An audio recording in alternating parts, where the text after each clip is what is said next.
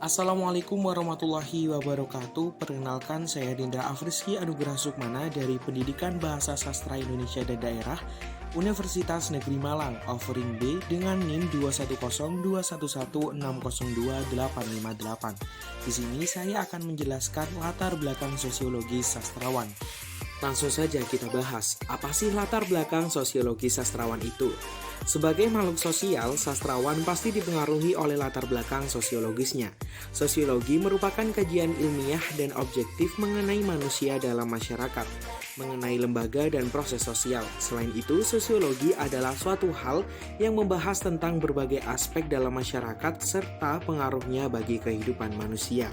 Faktor sosiologis berupa struktur sosial dan proses sosial, termasuk perubahan-perubahan sosial. Struktur sosial adalah keseluruhan jalinan antara unsur-unsur yang pokok, yaitu kaidah-kaidah sosial, lembaga-lembaga sosial, kelompok-kelompok sosial, dan lapisan sosial. Sedangkan proses sosial adalah pengaruh timbal balik antara kehidupan ekonomi, politik, hukum, agama, dan sebagainya. Hal ini dikemukakan oleh Sukanto pada tahun 1988. Setelah memahami pengertian dari latar belakang sosiologi sastrawan, berikutnya yang akan kita bahas adalah ada apa aja sih latar belakang sosiologi sastrawan? Menurut Junus pada tahun 1986 menjabarkan latar belakang sosiologis atas 6 faktor.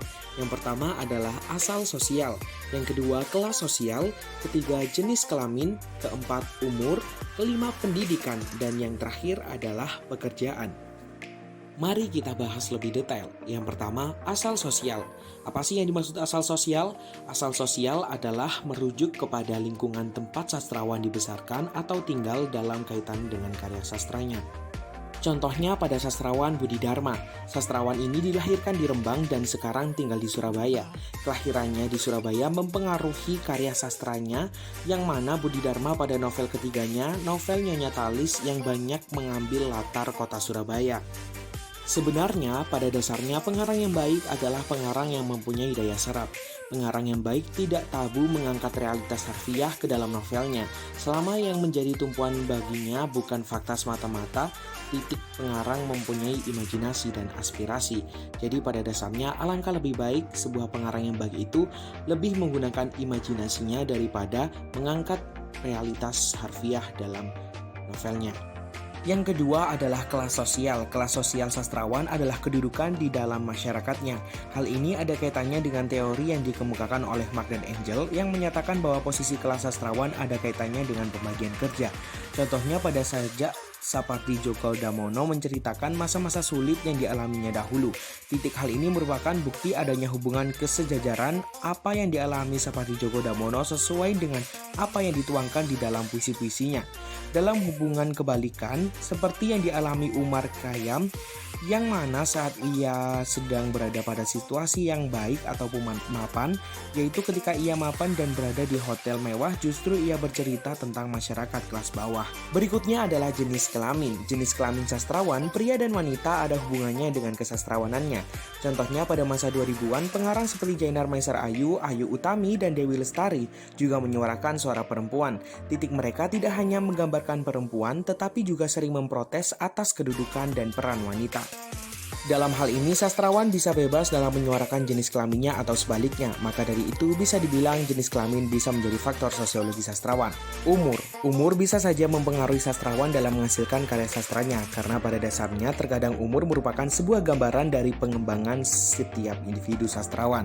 Contohnya saja pada Taufik Ismail dan Rendra berisi puisi-puisi protes sosial dan mereka pada saat muda masih berjiwa semangat untuk berprotes dan kritis. Pendidikan, tidak memandang formal ataupun informal, pendidikan ternyata berpengaruh terhadap sastrawan seseorang karena pendidikan merupakan tempat untuk berkembang dan berinovasi.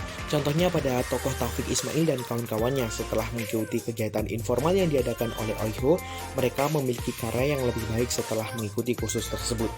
Terakhir, pekerjaan. Hal ini dibuktikan dengan Tresno Yuwono adalah anggota TNI yang mana memiliki judul-judul karya sastra yang berbau dengan tentara. Kesimpulannya, dalam penciptaan karya sastra, sastrawan bisa dipengaruhi oleh berbagai hal, salah satunya dengan faktor sosiologi sastrawan, yang terdiri dari 6 faktor yang sudah dijelaskan tadi.